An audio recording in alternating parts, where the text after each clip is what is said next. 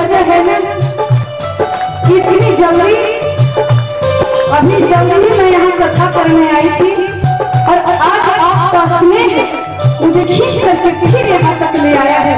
तो ये आपकी विशेष कृपा है और आपका निरंतर ये प्रेम हमारे प्रति अगर बना रहा तो मैं आपके बीच ना करके आपको हमेशा कथा का लाभ देते रहूंगी, ये हमारा वचन है।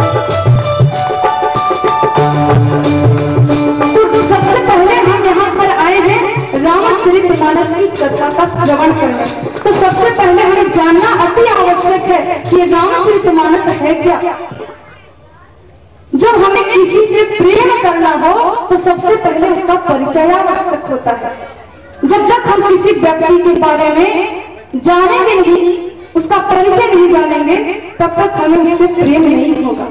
और हमें 5 दिनों में आपको श्री रामचरितमानस से प्रेम करवाना है ना, तो इसलिए सबसे पहले इसका परिचय आवश्यक है कि श्री रामचरितमानस है क्या, जिसकी कथा का श्रवण करने हम इतने दूर से आए हैं। क्योंकि कहा जाता है ना, प्रेम परिचय को पहचान बना देता है, प्रेम वीराने को गुलिस्तान बना देता है। मैं आप दीदी कह रही हूँ गैरों की नहीं, प्रेम इंसान को भगवान बना देता है, प्रेम इंसान को भगवान बना देता है। इसलिए सबसे पहले परिचय जानना आवश्यक है। तो श्री रामचरितमानस, इसका सीधा सा अर्थ हुआ कि श्री राम के चरित्र को पढ़ करके, सुन करके अगर मन को शांति मिल जाए ना, समझ जाइए यही है श्री रामचरितमानस। और गोस्वामी जी ने तो इसे आईना का स्वरूप दिया है। श्री रामचरितमानस एक आईना का स्वरूप है जिसमें हमारे जीवन की छवि परिलक्षित होती है। हम अपने जीवन का दर्शन करते हैं इस श्री रामचरितमानस में। ये आईना है। और देखो, आप फोटो खिंचवाने जाते हो ना, तो वहां पर फोटो बनाने वाले अगर आप काले हो ना तो वो गोरे भी बना देंगे। लेकिन कैमरा का कमाल होता है, आप काले हो तो आपको गोरे भी बना देंगे, लेकिन ये आईना जो है ना, आईने में आप जो है वही दिखिएगा। आप काले हैं तो आप काले ही दिखोगे, गोरे हैं तो गोरे ही दिखेंगे। उसी प्रकार ये आईना है जिसमें हमें जीवन का ढंग, कैसे हमें जीना चाहिए, कैसे हमें चलना चाहिए, क्या हम करें जो करने से हमें दुनिया वाले मरने के बाद भी याद रखें, कैसे हम कर्म करें, इन सारी चीजों का दर्शन हमें श्री रामचरितमानस कराती है। ये एक आईना है और माताएं आईना बड़े ध्यान से देखती हैं। एक जगह एक बूढ़ी माता जी गई हुई थी आईना लेने के लिए। आईना लेने के लिए गई, दुकानदार ने बड़ा सुंदर आईना निकाल करके दिया। पूछने लगी इसकी कीमत क्या है भैया? कहने लगे 50 रुपए। माता जी ने देखा, कहने लगी चुप रहो, 50 रुपए के आईना थोड़े है, ये बिल्कुल ठीक नहीं है, इससे और अच्छी दिखाओ और थोड़ा कम दाम वाला हो ना, कम दाम वाली चीज हमें ज्यादा अच्छी लगती है। 25 रुपए का आईना दिखाया। बोले ना ये भी ठीक नहीं है, और कम कर दिया, 10 रुपए वाला आईना दिखाई। बोले ना ये भी ठीक नहीं है। बोले तब? बोले और अच्छी दिखाओ ना। दुकानदार समझ गया कि इन्हें लेना तो है नहीं, और छोटा दिखाया, 5 रुपए के आईना। बोले ना ये भी ठीक नहीं है। बोले माता जी मैं आपको तब से दिखा रहा हूं, इतने सारे आईनों को आपने देखा और बार बार कह रही है कि ठीक नहीं है, ठीक नहीं है, क्या ठीक नहीं है? बोले नहीं जानते हो, जब मैं इसमें देख रही हूँ ना, आज से 40 साल पहले मैंने जब एक आईना खरीदा था तो उसमें जब देखती थी ना तो हमारी आंखें बड़ी बड़ी थी और चेहरे में चमक थी, हमारे गाल जो है फूले फूले से थे। और आज देखो तो तुम्हारे आईने में जब देखती हूँ तो गाल भी चिपक गए हैं, आंख भी धस गए हैं, मुख में दांत भी नहीं नजर आते। कहाँ तुम्हारा आईना सुंदर है? दुकानदार कहने लगा माता जी अब पूरे विश्व में आईना खोजने जाएंगे ना तो उस आईने में आपकी यही तस्वीर नजर आने वाली है। बुढ़ापा आ ही गया है तो अब आप किसी भी आईने में देखोगी ना तो यही तस्वीर नजर आने वाली है। अब आपके आंख बड़े बड़े नहीं, अब धंसे हुए भी दिखाई देंगे। तो लोग आईना बहुत देखते हैं, लेकिन मैं आपसे निवेदन करूं आप अपने घर में आईना तो जरूर रख रहे हैं, ठीक है, उस आईने को भी रखिए, लेकिन इस आईने को भी रखना मत भूलिए, क्योंकि वो आईना ना रहे तो भी जिंदगी लेकिन ये आईना ना रहे ना तो आप जीवन में एक कदम भी आगे नहीं बढ़ सकते हैं। रामचरितमानस एक आईना है और ये आईना मैं आपके सामने 5 दिनों तक रख रही हूं। आप अपना चरित्र, आप अपना कैरेक्टर निहार लेना, माताएं आप निहार लेना कि आपका कैरेक्टर किससे मिलता है, सीता से या सूर्पनखा से। और भाई लोग भी निहार लेंगे कि हमारा चरित्र किससे मिलता है, राम से या रावण से। रामचरितमानस एक आईना है। गोस्वामी जी ने तो इसे गैरेज का भी स्वरूप दिया है।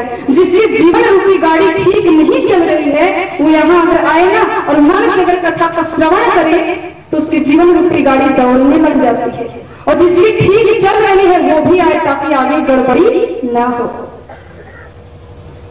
तो रामचरितमानस की रचना करने से पहले गोस्वामी जी ने 7 श्लोकों से भगवान की वंदना की।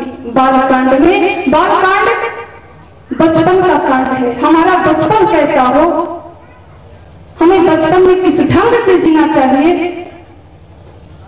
उस चीज का दर्शन कराती है बालकांड। बालकांड की रचना करने से पहले गोस्वामी जी ने 7 श्लोकों से भगवान की वंदना की। अब यहाँ पर एक प्रश्न उठता है कि 7 श्लोकों से ही भगवान की वंदना क्यों की है? तो किसी संत का ऐसा मानना है कि हमारा जीवन जो है ना वो 7 बार चेंज होता है। इसी को विचार करके गोस्वामी जी ने 7 श्लोकों से भगवान की वंदना की। अथवा तो किसी संत का ऐसा मानना है कि नहीं, सप्ताह में 7 दिन होते हैं ना, तो रामचरितमानस को किसी भी दिन उठा करके पढ़िए। इसका कोई दिन, इसका कोई समय निर्धारित नहीं है। सप्ताह में 7 दिन होते हैं, इसलिए गोस्वामी जी ने इसको भी विचार करके 7 श्लोकों से भगवान की वंदना की।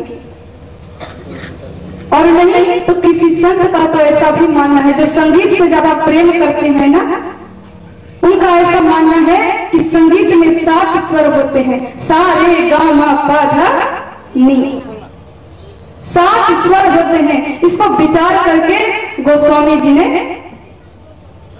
7 श्लोकों से भगवान की वंदना की। और जब भगवान की वंदना कर ली तब किनकी वंदना करते हैं? गुरुदेव की। वंदो गुरुपद पद्म परागा, वंदो गुरुपद पद्म परागा, सुरभि सुवास सदा अनुरागा।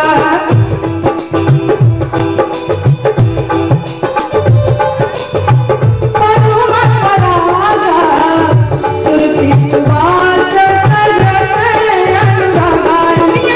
मुनि मैं चूरण चालू,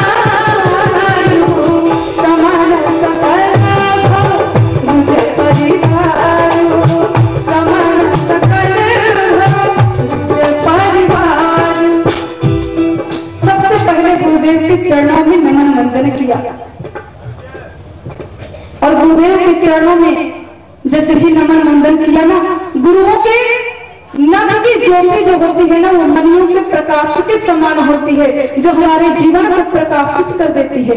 ऐसे गुरुदेव के चरणों में हमारे गोस्वामी जी ने नमन वंदना की।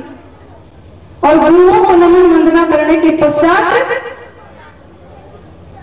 धरती के देवता ब्राह्मणों की वंदना की है। वहां पे देवता की वंदना नहीं की है, स्वर्ग के देवताओं की वंदना नहीं की। 33 करोड़ देवताओं को छोड़ करके और धरती के देवताओं की वंदना की। धरती के देवता कौन है? ब्राह्मण। वंदो प्रथम महीसुर चरणा, वंदो प्रथम महीसुर चरणा, साधु चरित शुभ चरित वासु, नीरसो विसद गुण माया फल जासु। जैसा दुख पर छिद्र तुरावा, जैसा दुख पर छिद्र तुरावा, वंदनिया जय जग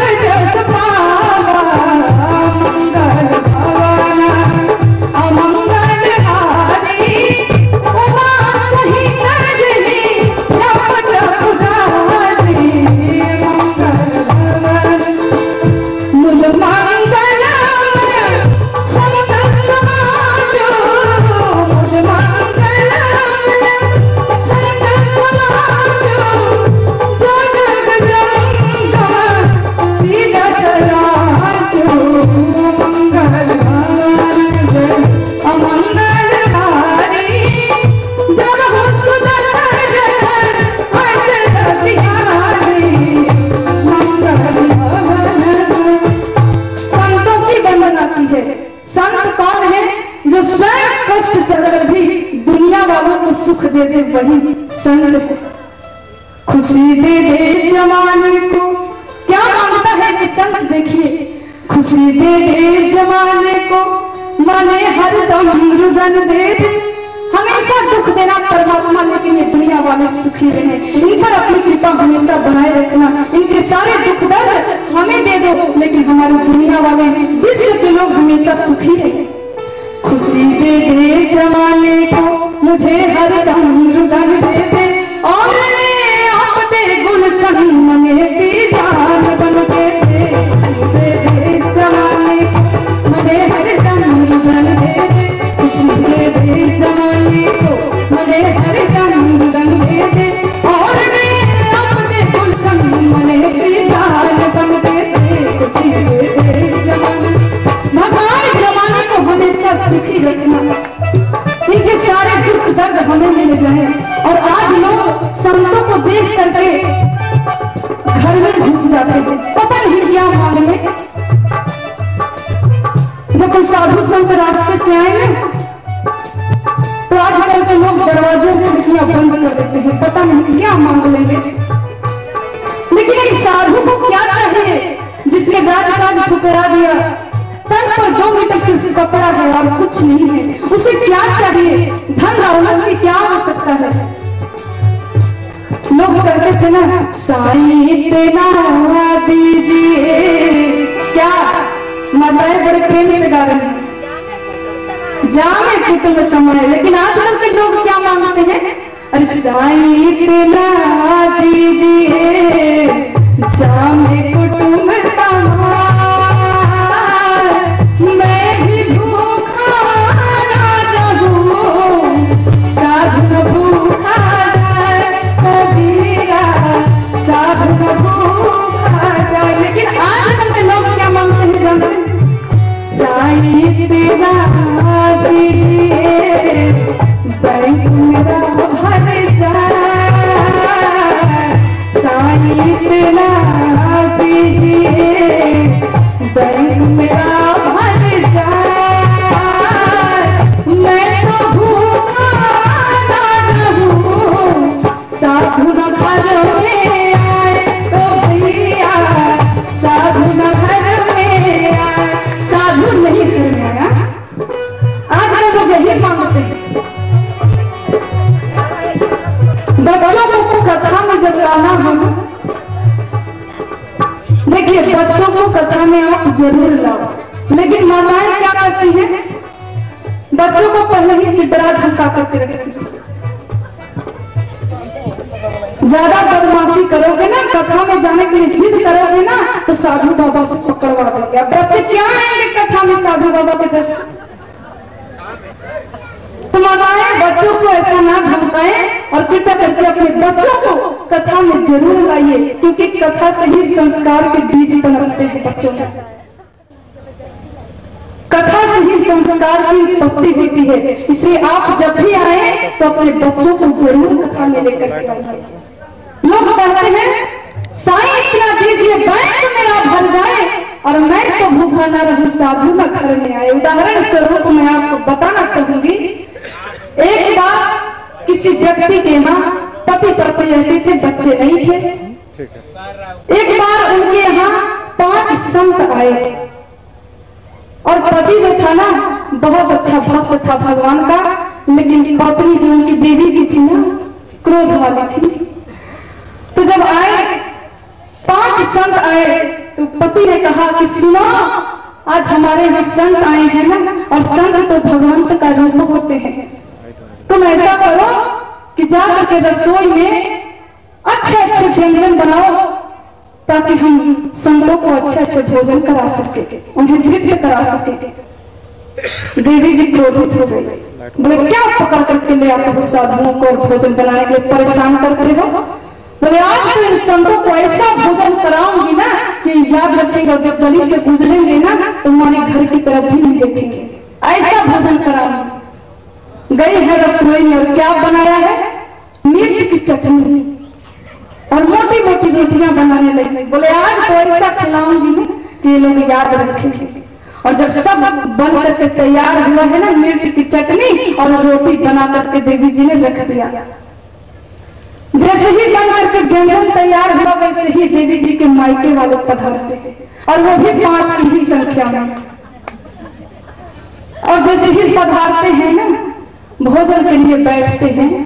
अब जैसे ही मायके वाले आए हैं तो स्टोव भी जलना चालू हो गया, गैस भी जल गया, चूल्हा भी जल गया, हीटर भी जल गया, सारी चीजों पर अच्छे अच्छे व्यंजन, 6 प्रकार के व्यंजन बनने लगे।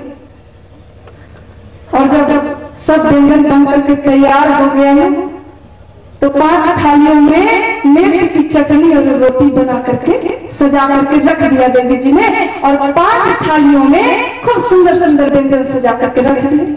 और पति देव को बुलाया, सुनते हो? कहा क्या बात है? कहा सुनो, साधु संत जितने आए हैं ना, जाकर के मिर्च की चटनी और रोटी उनको दे दो, और हमारे मायके वाले जो आए हैं ना, उनको सुंदर सुंदर जो व्यंजन मैंने इतनी मेहनत से बनाए हैं, उनको जाकर के परोसो। अब पति तो चालाक था, क्या किया? जो अच्छे अच्छे व्यंजन थे साधुओं को दे दिए, और जो चटनी रोटी थी उनके मायके वालों को दे दिया। स्वभाव होता है ना कि मायके वाले जब आए तो भोजन परोस करके उनसे मायके का हाल चाल जरूर पूछने जाते हैं।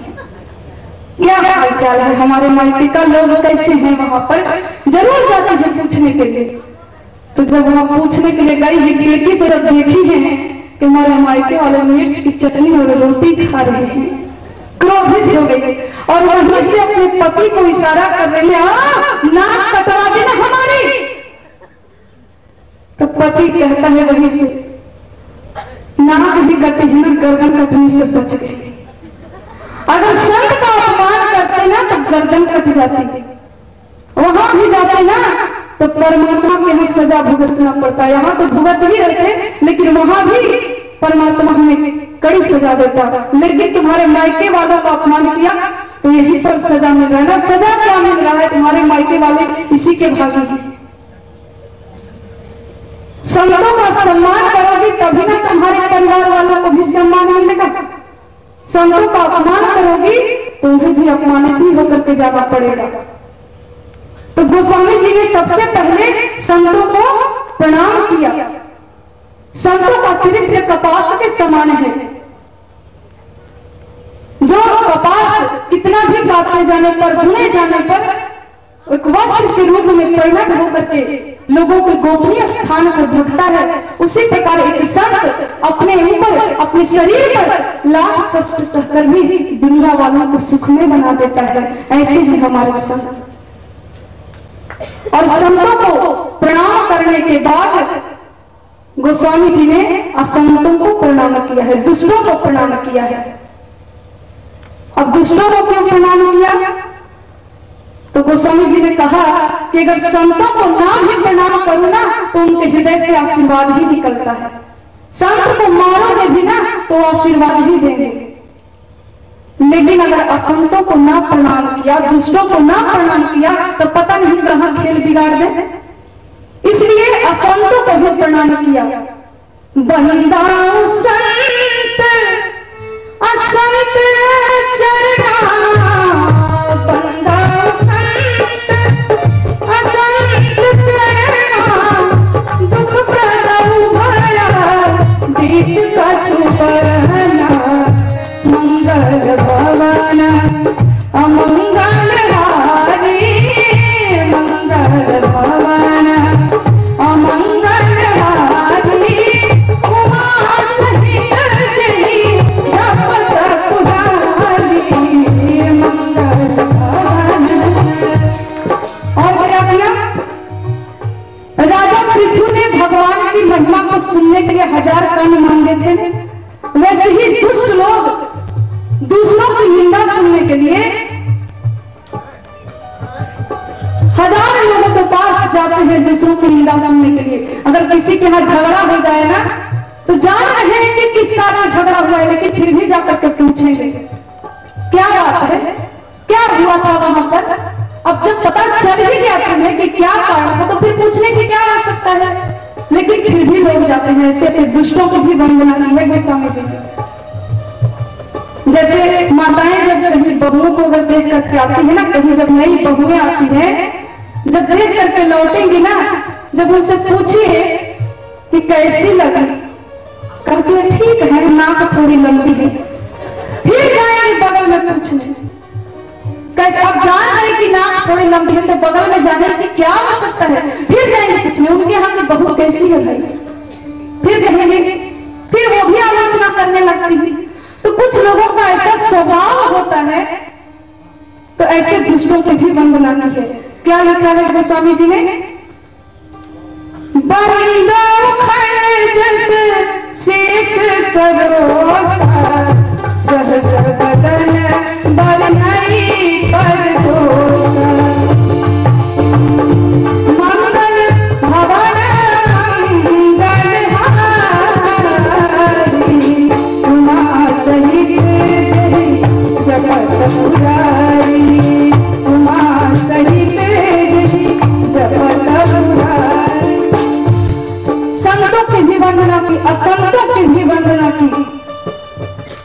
और देखिए मन का आईना जब सुंदर हो ना, तो सारा संसार सुंदर दिखाई पड़ता है।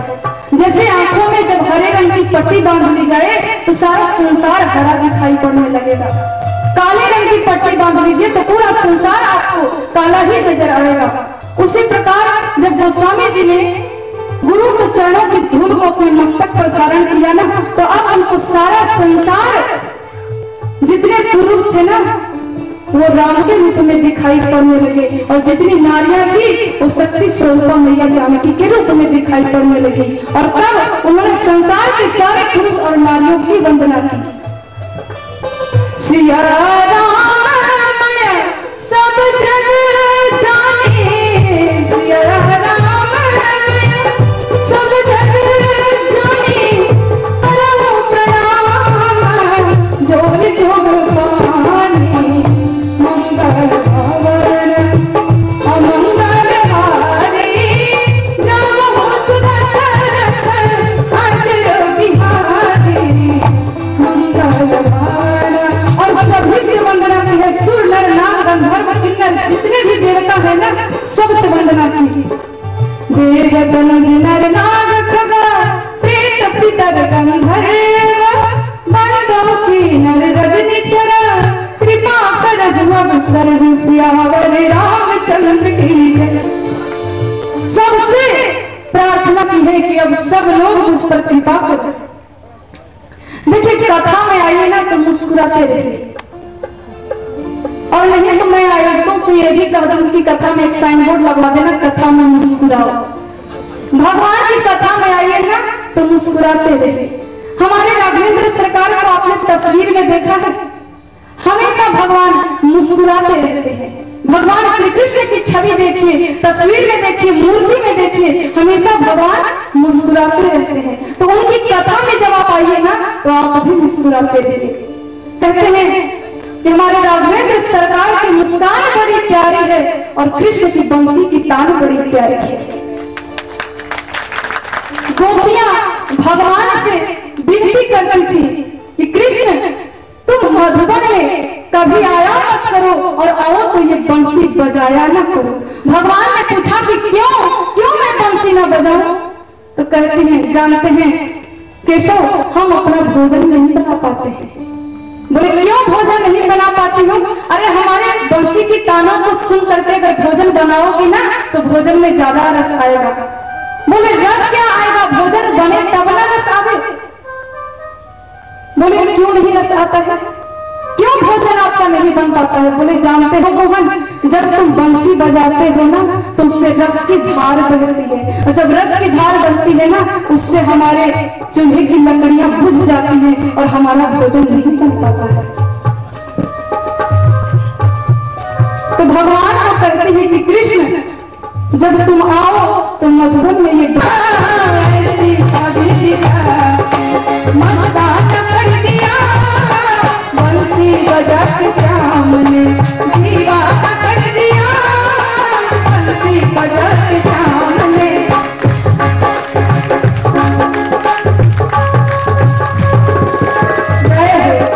तालियां बजाते हुए देखिए, ताली में कमी नहीं थी।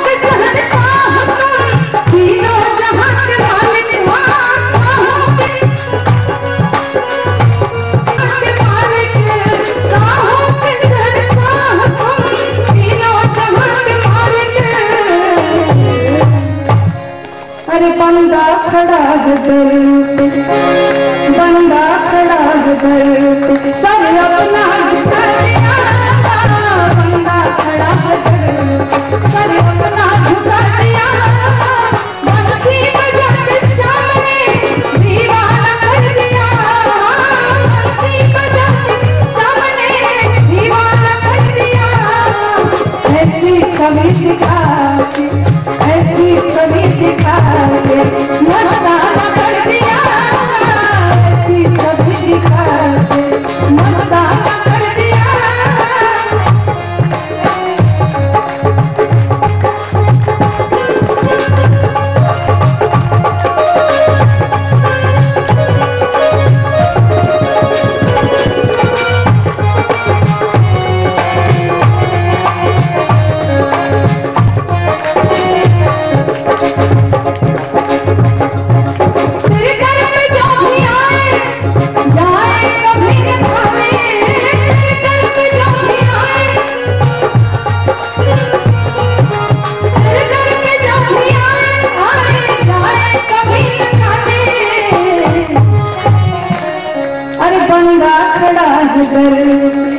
भगवान अब तो हम आकर के आपके चरणों में समर्पित हो चुके हैं, अब तो जो मांगेंगे वो आपको देना ही पड़ेगा। अरे बंदा खड़ा है दर पे, बंदा खड़ा है